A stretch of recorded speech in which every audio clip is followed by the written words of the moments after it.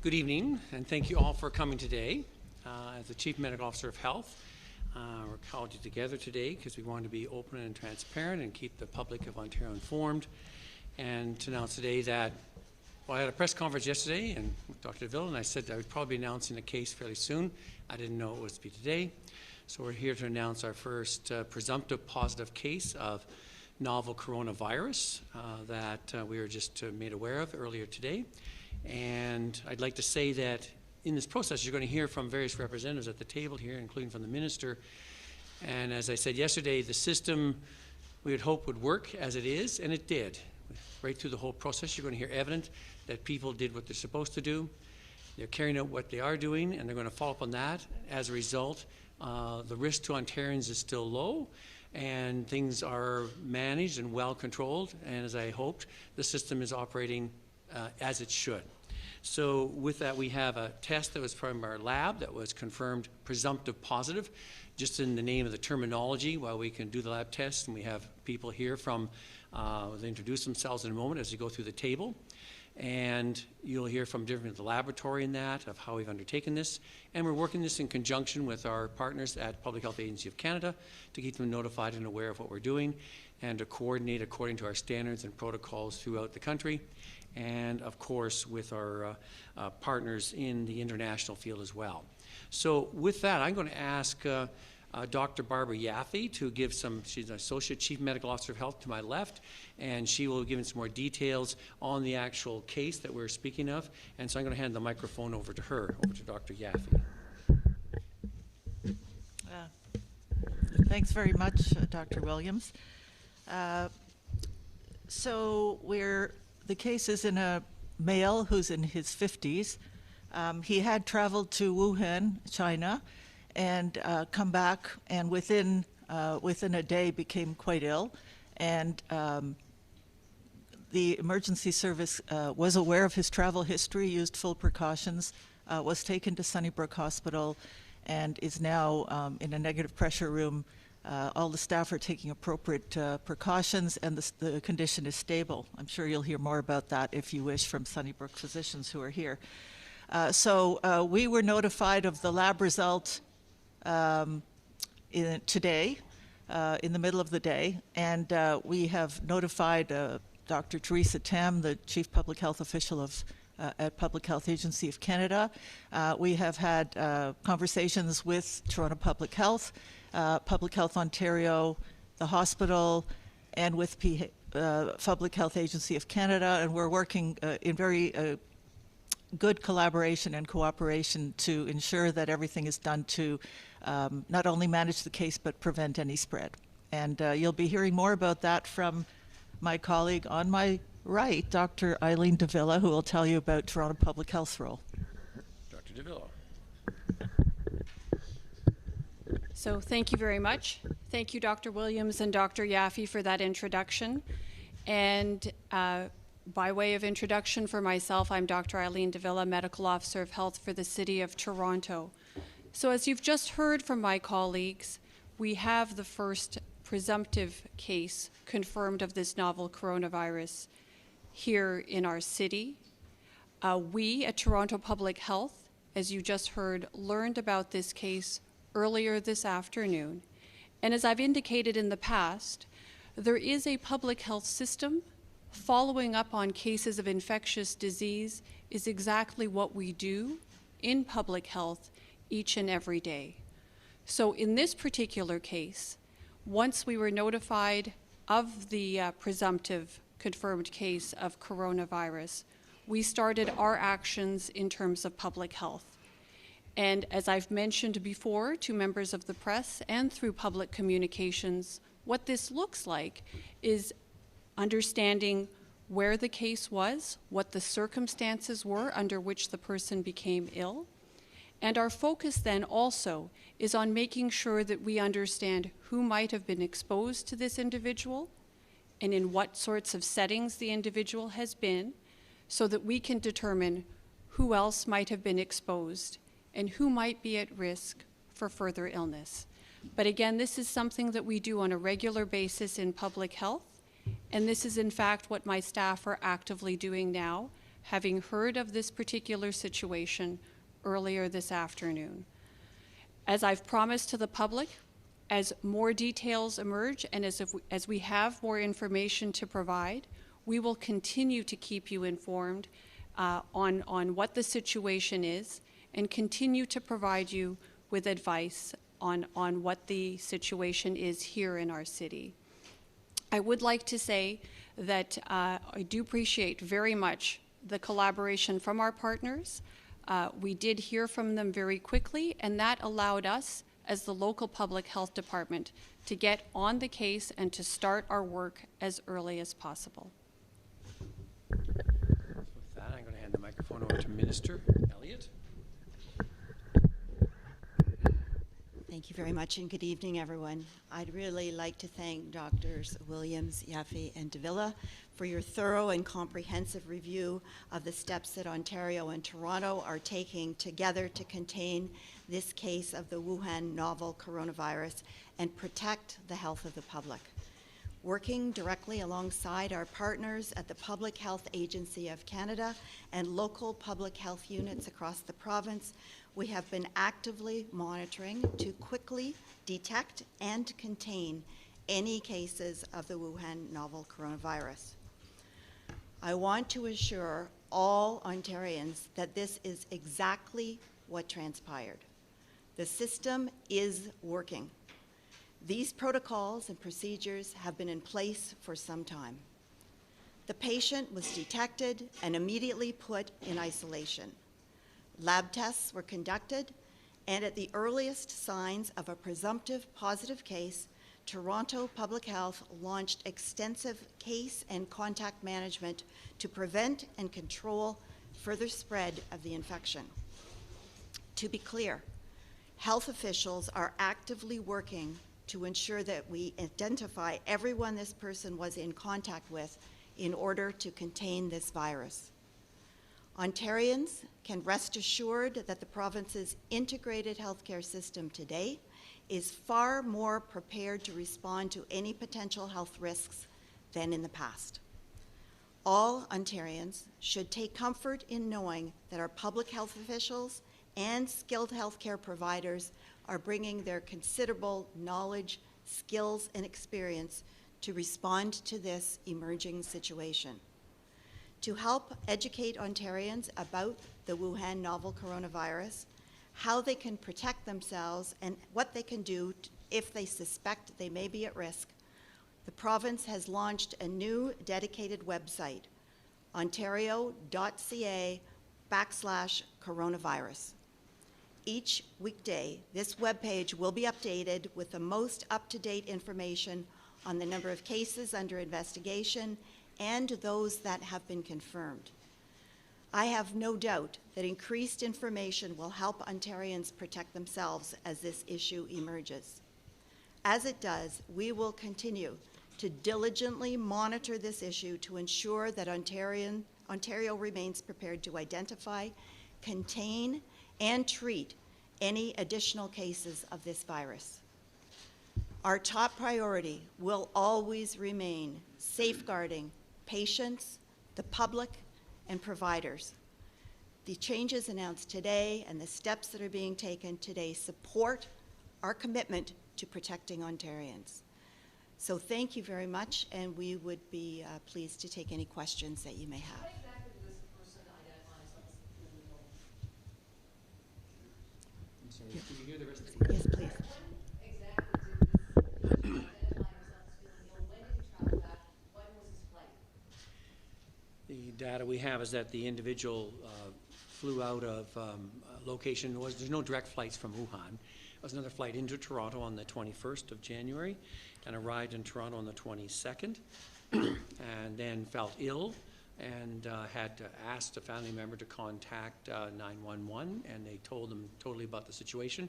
So ambulance services went fully protected, and that's the way we like them notified, and it was taken to Sunnybrook Hospital. Janice, again, can you just tell us, has his family been put in quarantine?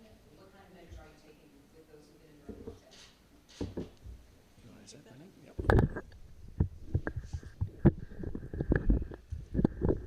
So as mentioned earlier, when we get notified of a case, we begin the entire process of what we call in public health case and contact management. So in this case, as you've heard with this individual in question, it was patently clear that there were symptoms of a respiratory illness and that there was a relevant travel history. So I think it's important here to note that this individual has been handled from start to current, at the current time, from the start of the interaction with the healthcare system, with all appropriate precautions and protections in place. As a result with that, I'm going to continue on. As a result, along with that, we are actively following in respect of contacts. This relatively small family situation here, we feel that we've got this well managed at this point in the game. We know who the contacts are that are closest, making sure that they're aware of what they should be doing should they find themselves in a situation that requires medical attention. How can you be sure exactly how many people he's been in contact with? We don't know what part of the city he's in. We don't know if he's been to a school, a community center, a mall. What can you tell us about this individual, where they are, and where they have been? So what I can tell you right now is that our staff are actively doing their contact tracing and follow-up activities as they do with every single communicable disease case. So that is exactly the job of public health. And at this stage of the game, my staff are working on it right now.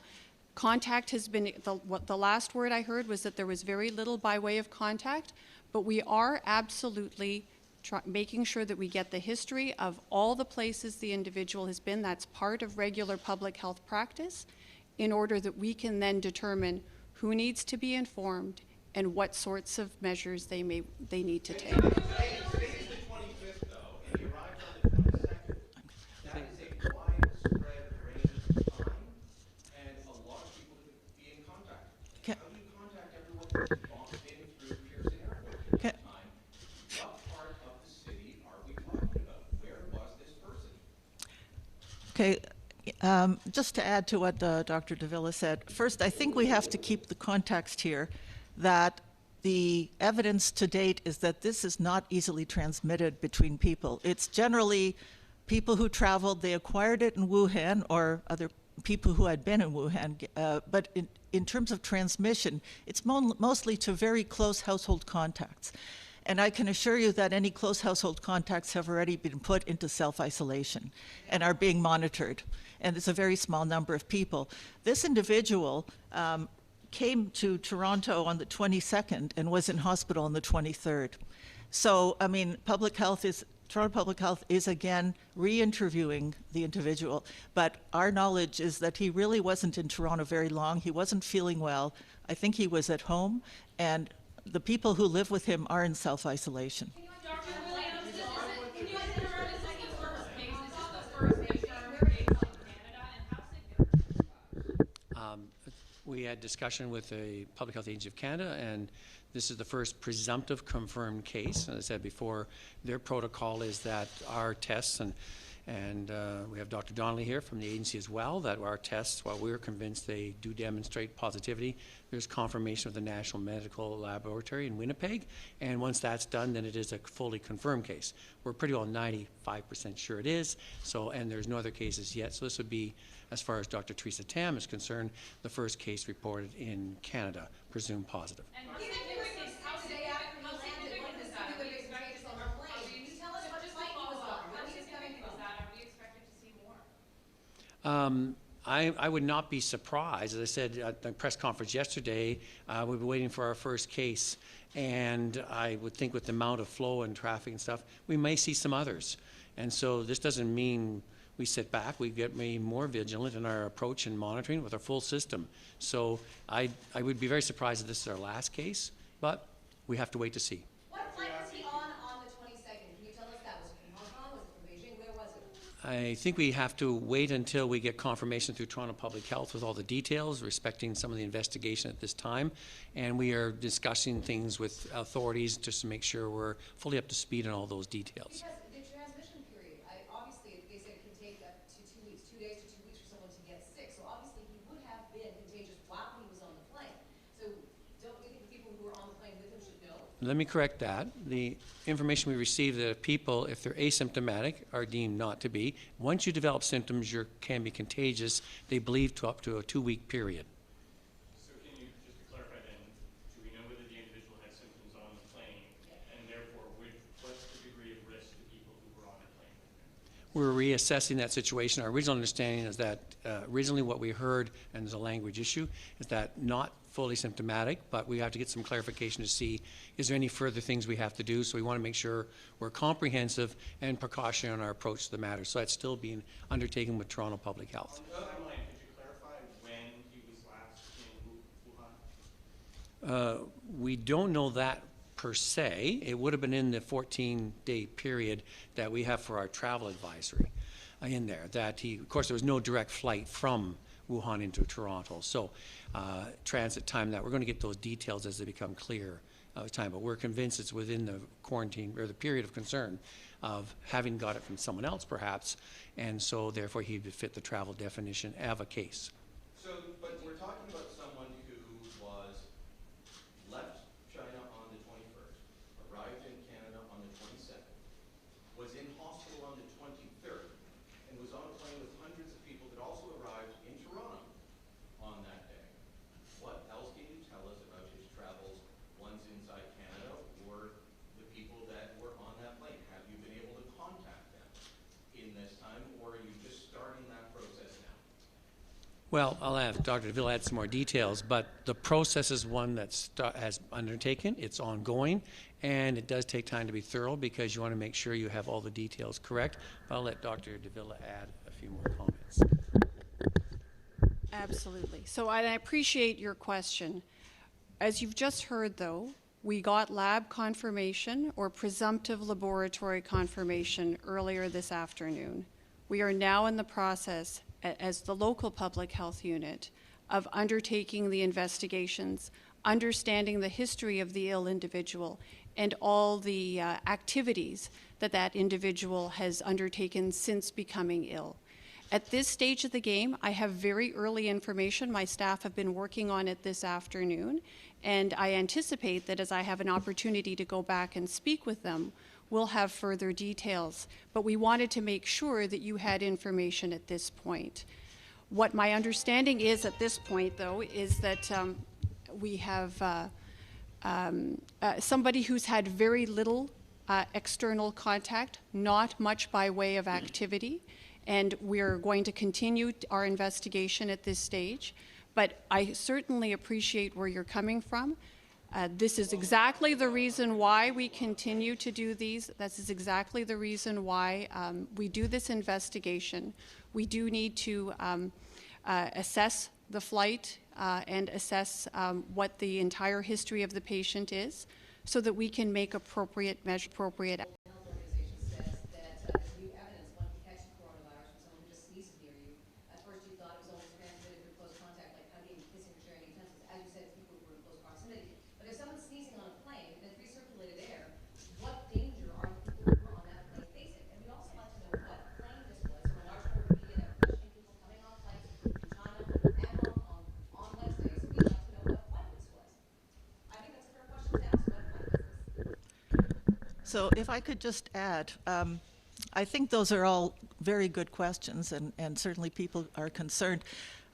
With respiratory infections, if this person was symptomatic and infectious during the flights, and that is something we're still ascertaining, the protocol is to work with the federal government, and I have talked to Dr. Teresa Tam at the Public Health Agency about this already, getting the flight information up to them through to get to the manifest, and usually to identify people who are within 3 rows of the person who's infectious, because they would be at risk potentially. We've just found out about this afternoon. We do have some preliminary information, but we don't have enough information yet to share. Can you tell us what city they came from? I mean, it seems odd that you wouldn't be able to tell us much. It seems like you're actually holding back information. Well, I know it's all new to you as well, but it's not new. about a flight with hundreds of people arriving in Toronto with a virus that is killing people. Do you understand why people will be apprehensive? What we do know is he took a flight from Wuhan to Guangzhou, Guangzhou to Toronto. the details are still forthcoming. So what is your message to the public at this early stage in terms of, being aware of symptoms? How do people know whether they have come into contact with this? We would certainly encourage people to check the website that has just been established, ontario.ca/coronavirus. That will contain information about the symptoms that may be indicative of the coronavirus. And we encourage people to come forward. This person in question self-identified and came forward. And we also encourage people to take normal precautions, making sure you wash your hands often, coughing into your elbow, just all the normal things that you should do to prevent transmission of any kind of virus. But the other message that I would like to give to all Ontarians is that we are working all systems of government, municipal, provincial, and federal. We are all working together. We are all communicating. I have had a call. Yesterday I had a call with provincial and territorial ministers, with Minister Haidu. I just spoke with her again. We are collaborating, we are working in cooperation, and we are doing everything that we can at the various levels responsible to make sure that we protect all Ontarians and all Canadians.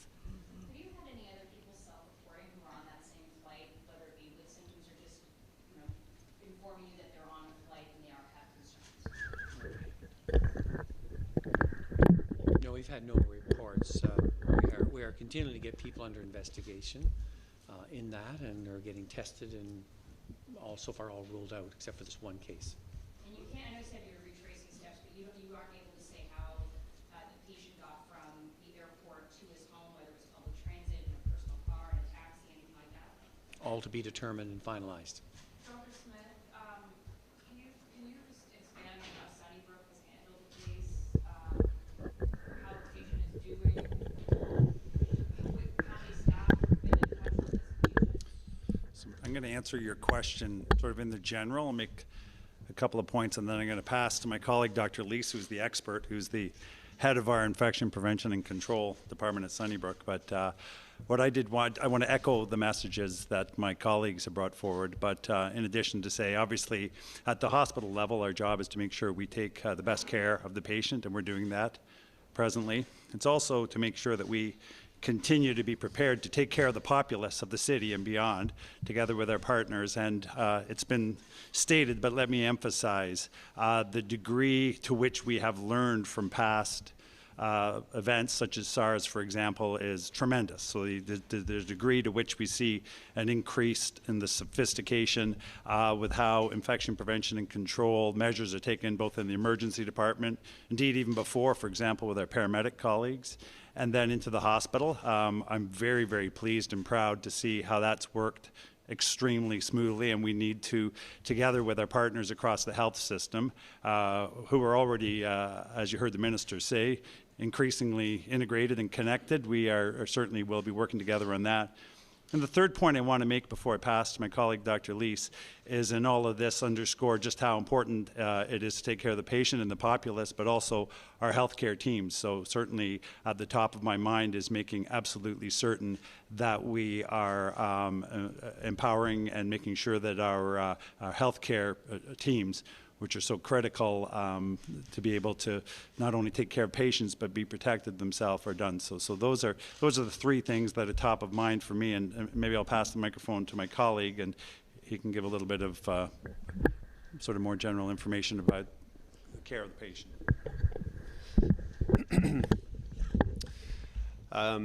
Thank you. So Dr. Jerome Leese, Medical Director for Infection Prevention Control at Sunnybrook.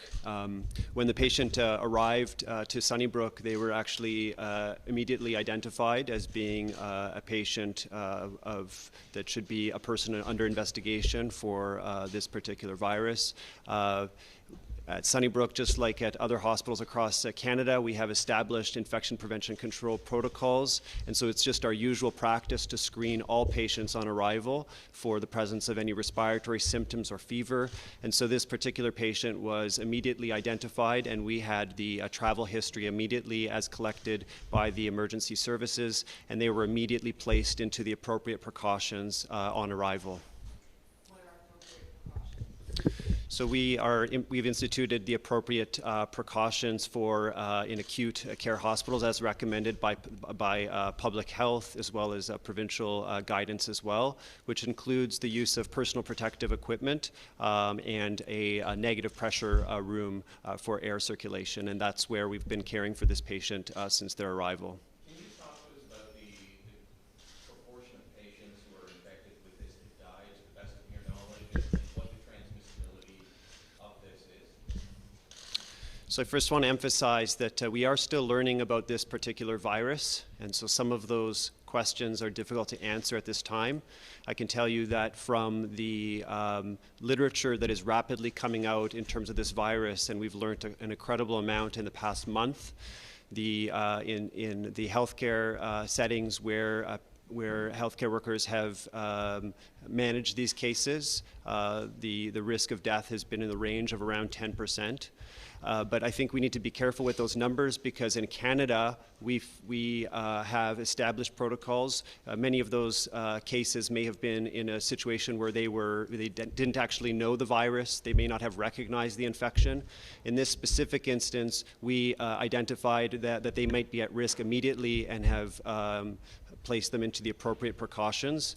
We're providing supportive management, and currently the patient is stable.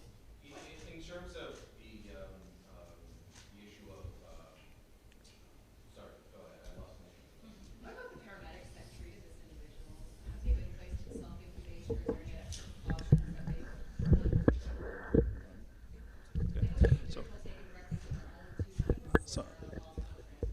I'm going to make an initial comment, and Dr. Davila may want to amplify this, but in preparation or as we were walking in, and of course, as you've heard repeatedly, this has taken place in the last few hours. But of course, we've begun talking with our partners leading up to this conference right now. So it was very reassuring to hear when speaking to the head of Toronto Paramedic Services, just to reconfirm that from the moment they were alerted to the nature of the patient they're picking up, the paramedics, who are the very first responders, took all the same type of high-level precautions, the type of things that we've learned and are so much better than we were 17 years ago.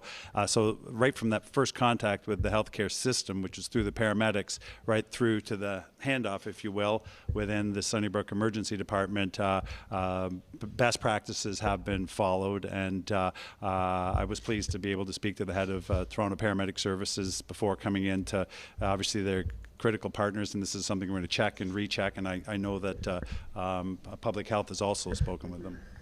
Yeah, that's right. I'll confirm what Dr. Smith has just said. You know, we are still in the early hours of having learned of this particular situation. However, I have also had the opportunity to confirm with our paramedics partners that all the appropriate precautions were used as they transported the patient to hospital, and it was a direct transport.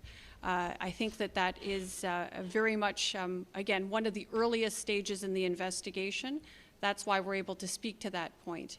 We are continuing our investigative work and expect that we will have greater updates as our staff have more time to investigate and do the work that they do on a daily basis. Are these paramedics quarantined or self-incubated at this time? No, that you know, given that they were using full precautions, it's for them absolutely regular business. What about the airport? Should we be stopping travel from areas with high concentration of infections, or at least screening when people arrive in Canada? As we announced before, the Public Health Agency of Canada has instituted information material at the airport past week. They've updated their kiosks with questions and questionnaires. They've trained their borderland security officers as well as their quarantine officers to ask those questions and to ascertain if anyone has symptoms coming off flights from anywhere in China into Toronto, Vancouver and Montreal as well. And if they answered any of those questions, they're, in respecting privacy, interviewed and asked questions, and if need be, will be referred to one of our local hospitals out there, which we've already had consultation with, as well as with Peel Public Health. So we have that all set in place to screen those passengers coming in from anywhere in China, as well as from flight crew information, say there's a client or patient, actually passenger, who was not well on the flight. They would report that. You have to remember in China, the government has stopped all movement in and out of the Hubei province, which is not only Wuhan, but the surrounding ones of a 20 million population, limited all transport in and out. So these are fairly stringent steps undertaken by the Chinese government. They have been screening anyone getting on flights, leaving Wuhan and traveling that for the week prior. So they are taking very assertive measures to limit that as best they can. People can get on asymptomatic, and they can have it when they arrive here. But as we've seen with a lot of ones we've investigated so far, they seem to have a number of other respiratory viruses that are circulating here in Ontario. But I think the point we're saying with this individual, what I understand is they have a residence here, just the person and their partner, at least we understand, the wife, went home because they were not well, and then had someone contact 911, and they had seemed to have very limited, but we'd like to make sure we're convinced of that. And so that's where Toronto Public Health with translation help and assistance, and we understand the person's wife is asymptomatic. So a very limited exposure at all, but we want to make sure we're convinced of that.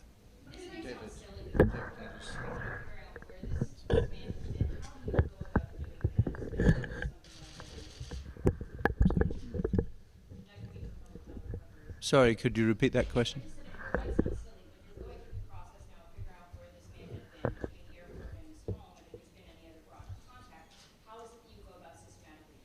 I'm going to hand you back to Dr. Davila to answer that. I'm Peter Donnelly from Public Health Ontario, President and Chief Executive. I just want to explain something that my colleague said, just because it's very important we're not misinterpreted. My colleague was asked about the case fatality rate, and he gave a figure of 10%, talking about people who were acutely ill, the most ill people in hospital. I think it's very important for us all to realize that many people will have a very mild form of this disease. Many people in China probably don't even know they've had it, haven't sought medical care, or if they have sought medical care, have recovered quite quickly. This is fairly typical of a viral disease. So I wouldn't like you to misinterpret my colleague and leave here thinking that 10% of everybody who contract this disease will die, because that's not the case. We do not believe that that's the case. Yeah, absolutely. He was giving a figure about a very specific thing, and I think it's just important that we're clear about that. The other thing, just before handing you back to Dr. Davila, which I think it's very important for us to realize, we are in a very, very different place than we were when we were responding to SARS 15, 17 years ago. And one of the things that's very different is that we know what the virus is, we have a fast, reliable test for it, and that really is a game changer, because it means that you can very quickly find out whether people have this or not. You can follow up their contacts where it's appropriate, you can test them. And these are the tools that you need in order to control this and to stop its spread. Now, to answer your specific question, I'm going to hand back to Dr. Davila.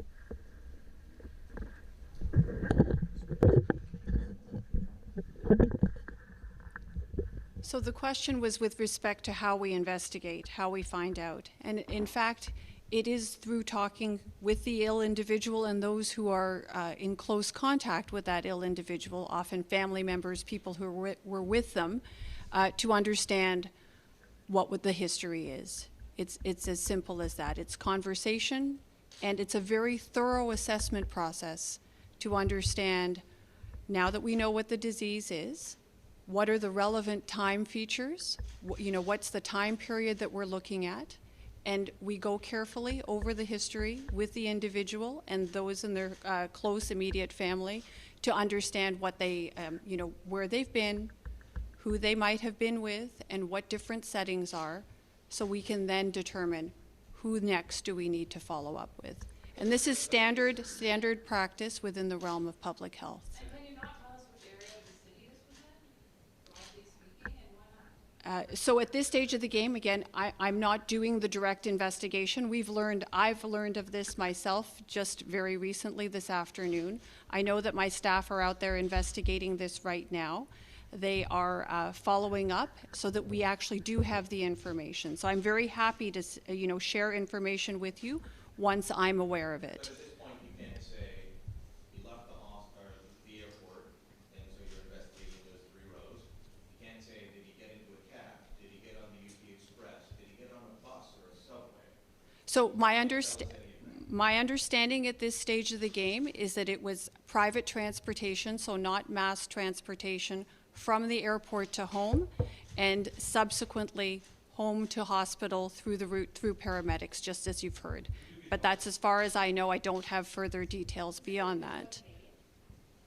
Again, I don't have details on that yet. Will you be publicizing the passenger list of the aircraft? I'm sorry, Will you be publicizing the passenger list of the aircraft? I think Dr. Yaffe made some comments, but our process is one to work with federal authorities and to ascertain more details from public health interviewing the individual, were they ill or not at all on the flight. We understand the person became symptomatic quite a bit or after arriving in Canada. And then there's protocols, as Dr. Yaffe has alluded to, is that when you look at if it's decision with in joint affiliation with Health Canada and with the Transport Canada, to understand if there's any seating arrangement, because it's more of a droplet spread. You have close contact. It's not the whole plane, and there's just a certain number of people around. If you have that, we would probably on the precautionary basis contact those individuals, and that's the key thing. It's not public at large, it's individuals, and it seems to, as Dr. Donnelly's alluded to, it's close family contacts. You have to be more than just casually walking by someone in that area there. So it's quite a different one, and we're learning more about it all the time. But anyone who needs to be contacted, it's significant that Toronto Public Health feels, even in a more precautionary basis, they will do so and advise them accordingly. Can you tell us more about how this patient is doing? I know you said stable. What does that mean?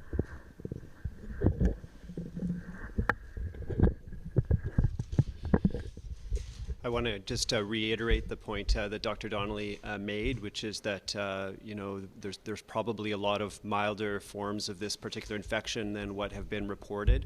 I can tell you that this specific patient has presented with the symptoms that are compatible but relatively mild illness, and at the current time is stable.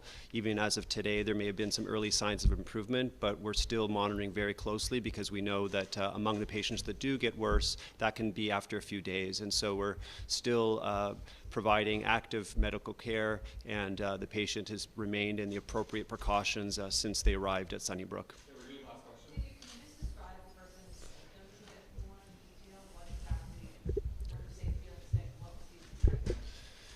So the main symptoms that are part of the case definition are respiratory symptoms like cough and also fever, and those would be the symptoms that we are screening all patients for when they arrive at a hospital.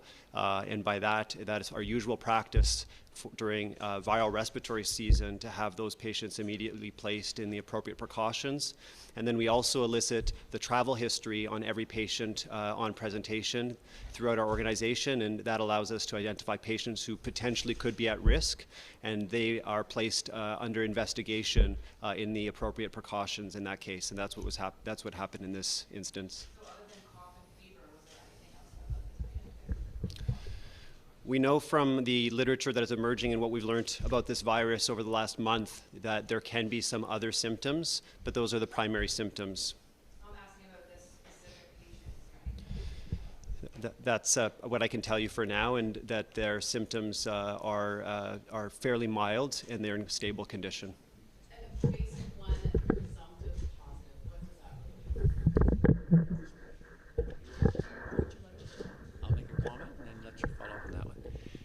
I think it's important to note that the individual, having seen information, knowing his responsibility when feeling well, even with not having really severe symptoms, was concerned enough and informed properly enough.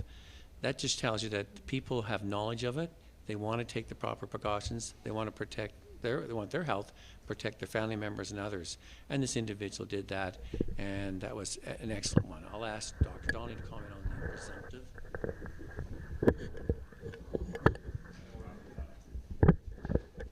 Yeah, I appreciate that the terminology probably sounds a bit complicated. Look, essentially what happened was that Public Health Ontario developed a specific, accurate and rapid test for this disease. And our colleagues at NML in Winnipeg have done the same. They do a slightly different test, but we collaborate with them and we collaborate with other major laboratories in Canada so that this is very much a national effort. And what we've agreed is that because we know our test is rapid and reliable, that we can actually make a positive result from one of our tests actionable. So in other words, we don't wait. But it's good practice still, of course, to also run the test at NML, and they will be doing that. And when theirs comes back positive, as I am very confident it will be, then we move from a presumptive positive to a confirmed case. But I'm sure you spot the value of having a local test. What it means is that it gets us probably 36, 48 hours of a jump on this, so that we know where we stand, and so that Eileen and her colleagues can get onto this and start tracking down contacts early. So that's the value of having a local public health lab that can actually develop this test.